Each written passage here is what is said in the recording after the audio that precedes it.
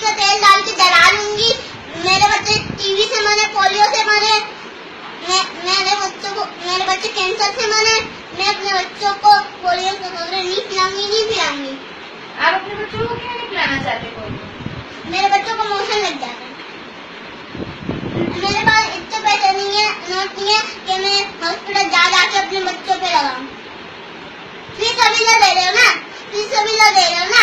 अब कहते हैं ना एक वैक्सीन 800 रुपए के आते, उसके बदले मेरे घर पे राशन डलवा दो, वो ले लूंगी, लेकिन अपने बच्चों को पोलियो को नहीं पिलाऊंगी।